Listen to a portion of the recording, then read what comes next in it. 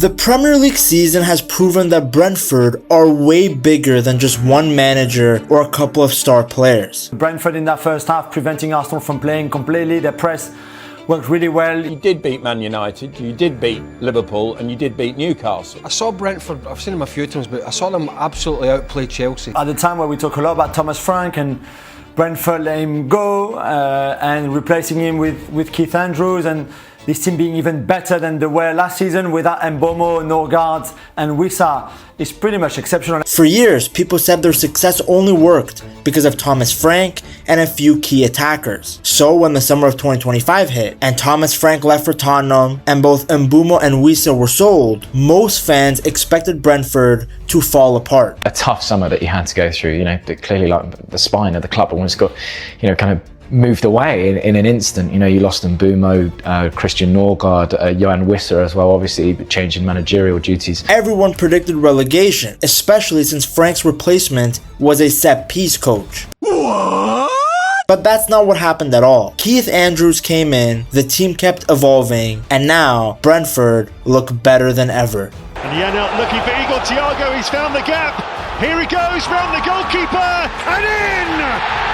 Schade, Igor Thiago! 2-0 Brentford! I think if we didn't have the stability that we had and the characters that we had, staff and players alike, I think we would have been in trouble. Losing Thomas Frank after 7 years felt like the end of an era. He took Brentford from a solid championship team to a Premier League side that was genuinely causing problems for the Big Six. What we have done over the last many years, that's quite unique. I think we're one of the best stories in England over the last 5 years. All while working on one of the smallest budgets in the league. When he left for Tottenham and club captain Christian Norgard also moved on, it looked like the kind of leadership loss that usually sends a mid-table club into chaos. But Brentford didn't panic, they stuck to their plan. Instead of chasing a big name replacement, they promoted Keith Andrews, who had been working as the club's set-piece coach. Yeah, I love it here. I think you know that. Been here about a year and a half now. Different roles obviously now, but it's a special club, special place that I've had really. A lot of support, a lot of belief obviously in the key decision makers at the football club as to me being the one taking the club into the next chapter. A lot of people outside the club questioned the decision because he wasn't a famous or experienced manager. Wow, yeah, I'm a Premier League manager. That's a bit mad, isn't it? and it is. But inside Brentford, it made perfect sense. Their whole model is built on the idea that every role in the club can be replaced without breaking the system. By choosing someone who already understood how everything worked, they kept their style of play and their data-driven approach exactly the same, instead of bringing in a new coach who might try to change everything overnight. I think for me personally though, it was a huge advantage because I knew everybody. I knew all the players, I knew all their traits, I knew all their habits, I knew the frustrations that some of them would have had around whatever went on previously, what they liked, what they didn't like. Keith Andrews hasn't tried to reinvent what Brentford is. His coaching style is built on a simple idea. He believes that players don't need 100 complicated instructions during a fast Premier League match. Instead, he gives them 1 or 2 clear messages that they can actually remember on the pitch. Yeah, and more. Just the real common sense approach. Don't think you get in a lot of football clubs. It's not as common as you think, is it, common sense? It really isn't, though, is it? It's just good people making predominantly good decisions. That simplicity lets the team play with more instinct. It lets them play at a high speed with way more intensity. Tactically, Andrews has taken Brentford's direct style and pushed it even further. This team wants to go forward fast, and the numbers actually back that up. They play more forward passes than anyone else in the league, with almost 37% of their passes going straight towards goal. This team is so focused on moving the ball into dangerous areas as quickly as possible. That's why when you watch them play, you see so many more through balls, more sharp ground passes breaking lines, more runners attacking the space. Defensively, they've also changed things up. switching between a compact mid-block and an aggressive high press that shuts down the middle of the pitch. So contrary to popular belief, Brentford don't just sit deep and wait all the time. Their style of play, which fans call Keith ball, has actually gone through a huge transformation just in this season alone. Back in December, the fan base was split. Some people weren't sure if Keith Andrews had the courage to stick to his ideas, or even if he had enough faith in the squad to make his style work. But since then, the team has found another level. Their second half performance against Arsenal was a perfect example. Brentford made the best team in the league look average. They pressed them relentlessly and completely drained the life out of them. In fact, I actually think Keith Andrews has to be right up there for manager of the season. At the start of the year, everyone and their nan had Brentford going down. Fast forward a few months and they're pushing for Europe. And I really don't think it's a lucky run. I think they have a system that clearly works. 8 months ago, Keith Andrews was the set-piece coach, someone who was laughed at when he got the job as head coach. Now he's outlasted his former manager Thomas Frank, and Brentford are sitting higher on the table than Spurs. A big part of that success also comes from the group itself, not just Keith Andrews. The players look united, and they've totally bought into the system. I think what the club have done and how they've gone about it is recruiting very good people, good values that will fit into the culture of what the club's about, where we want to work hard. Obviously, we want to be progressive, we want to think slightly differently. There's not any big egos when it comes to this team, so that makes a coach's job a lot easier. Sure, there's been a couple of losses here and there, but you can make the argument that since December, it's been rare to see a genuinely bad performance from the Bees. Week after week, they've been competitive, they've been organized, and honestly, as a neutral, they've been fun to watch. A big reason for that is how flexible Keith Andrews has been. He doesn't force one rigid blueprint into every single match. He's not Ruben Amorim. Instead, he reads the game, adapts to different opponents, and tweaks the plan when needed, which is something that a lot of modern managers struggle to do. So it might sound simple in theory, but you look at how many managers are so stubborn and set in their way that it makes Keith Andrews' flexibility look that much better. Like, I've taken over from such a successful manager, and again, that's not lost to me, and I certainly wasn't going to make it about me and my ego and the way I want the game to be played. It needed to suit what's already been and how we can just continue to improve things. Another reason that Brentford have handled this transition so well is that a lot of their new signings have settled in, and a lot of their existing players have stepped up. The summer of 2025 was a huge moment for Brentford financially because they played the market perfectly. Mbeumo had just come off an unbelievable season, 20 league goals, and he led the Premier League in expected assists. So when United came in with a deal worth up to £71 million,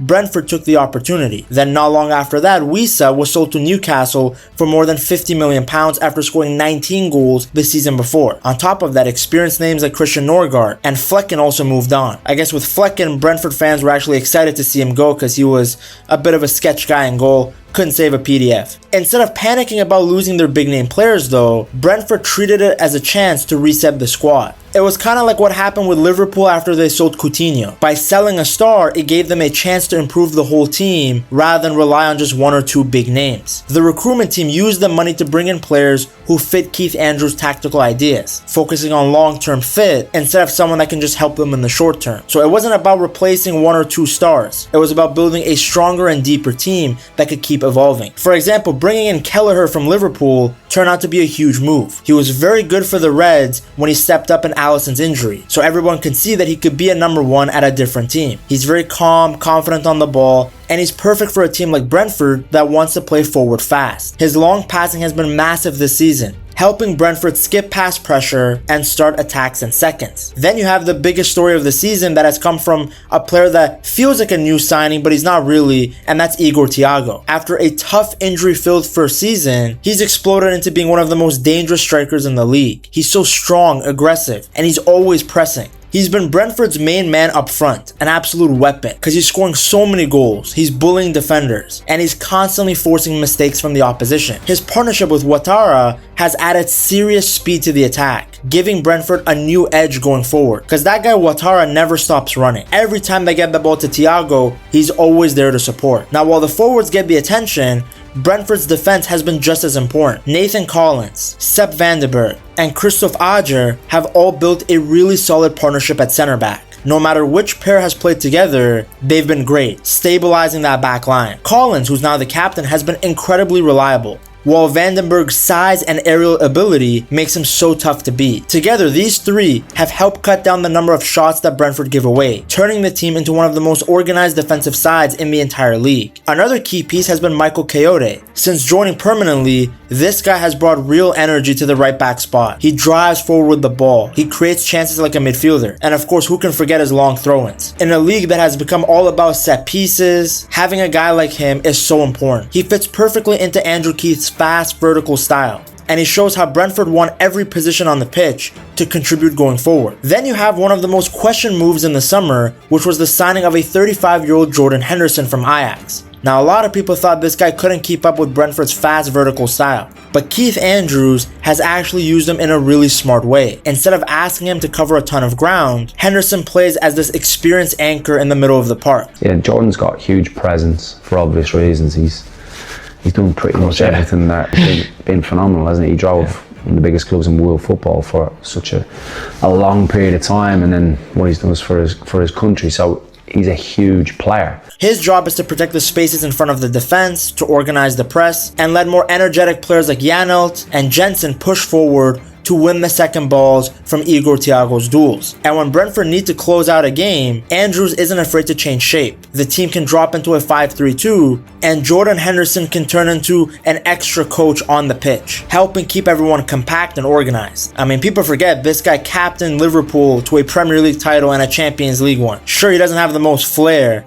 but he's always been a very solid and high-level Premier League player. Now, Janelt is actually a player I want to talk about. He went from someone who was consistently on the bench to one of Brentford's best players. He's great at winning the ball back, keeping things moving in the center of the park, and playing those quick little passes that start counters. In a lot of ways, he feels like Brentford's version of Busquets. He's very simple on the ball, but with a high footballing IQ, and he always looks in control. He's also a great example of what the club is about. There's no drama with him, he doesn't have an ego. He just works hard and does whatever the team needs. That kind of attitude makes a huge difference, especially over the season as a whole. Like, there was a point before Christmas where a lot of Brentford fans thought he might leave because he wasn't starting every week. People thought he might go back to Germany, but instead he fought his way back into the lineup, and now he's signed an extension which feels massive for this team. Performances like the one he put on against Arsenal remind you that he's still a key part of Brentford. Janelt caused a lot of problem when Brentford were building up from the back. I never thought I would say that Arsenal would struggle in a game where Janelt was the key man and the key player, but that was the case. Now, another big part of Brentford's success is how dominant they are in the air. They lead the league in headed attempts, and that's completely intentional. With players like Igor Thiago, Vandenberg, and Shea all attacking crosses and long throws, Brentford are able to constantly put defenders under pressure. Even if the first header doesn't go in, it creates chaos in the box. And that's where a lot of their goals have come from this season, because they're so good at getting to that second duel, that second ball. In fact, Brentford have been so good that they find themselves in the middle of the race for European football. For a club of their size, this would be one of the biggest achievements in their history. A huge reason for that push has been their form at the G-Tech Community Stadium. They've barely lost at home all season and have a really strong goal difference there. I've mentioned this before, I think there's a real connection between the fans, the players, and what we're doing. And I think they're realists. I think that's the big thing. They are absolute realists of the level that we're at, where this club has been and where it is now, and what it actually takes to stay at this level and continue to grow. So they've been able to turn their stadium into a real advantage, unlike Tottenham, who just keep losing at home. It's the history of the Tottenham. Their performances get even more impressive when you look at what they've dealt with off the pitch. Injuries have hit these guys hard. They've lost creative players like Fabio Carvalho and Malombo to ACL injuries for the rest of the season. But despite that, Brentford have stayed consistent, and they keep finding ways to pick up points. Now, another reason for their success comes down to how smart they've been with recruiting over the years. The club has evolved their old Moneyball idea into something even more advanced. They're not just looking at goals and assists anymore. They track hundreds of little details, from physical output to how players move during transition. Using GPS data, they build profiles of players who can actually handle the fast, vertical style that Keith Andrews wants to play. Very considered and calculated in terms of who we go for, if it feels right for the club, the price is right, all the different factors involved in a transfer, the players' desire to come, are they available, is the time right for them. There's a lot of different factors go into making a deal happen, but certainly the club are always looking to enhance the squad. One of their biggest tools is expected goals, but they don't just use it to analyze matches. They use it to scout players in smaller leagues too. Brentford look for players whose performances match their underlying numbers over multiple seasons. That helps them avoid signing players who have just been good for one season. Igor Thiago is a perfect example. The whole of the Premier League have been learning about all season is Igor Thiago. His physical game and strong expected goal numbers in Belgium and Bulgaria showed that he can make the jump, and now he's proving it every week in the Premier League. He's my type of player, he's my type of person. He's exactly what I just described, that relentless pursuit of progression and improvement. Can be hard on himself. What Brentford are doing is they're blending old school watching, so the eye test, with heavy data analysis. Scouts still go to games and give their opinions, but those reports are backed up by massive data sets that highlight trends that most clubs might miss. That's how they felt confident breaking their transfer record again to sign Dango Ouattara. The numbers suggested that he was one of the best transition wingers in Europe, and as you can see so far, that bet has been paying off. It's that mix of data and human decision making that really sets Brentford apart, what allows them to compete with the big boys despite having a fraction of their budget. While other clubs just gamble in the transfer market, Brentford have a clear plan, and it's why they've been able to keep replacing big names without their team falling apart. But the thing is, Brentford are not just a well-run underdog anymore. They've turned into one of the most interesting and tactically smart teams in the Premier League. They've shown that you don't need the biggest budget to compete as long as the ideas, recruitment, and structure are strong. Whether they actually make it to Europe or not, this season has already proved something much bigger. As long as they stick to the Brentford way, this is a club that's going to keep punching above their weight for a long time. Now, to see how their star striker Igor Thiago went from being a bricklayer, yes, a bricklayer, to one of the best number 9s in the Premier League, you have to watch this documentary on him, because his story is insane.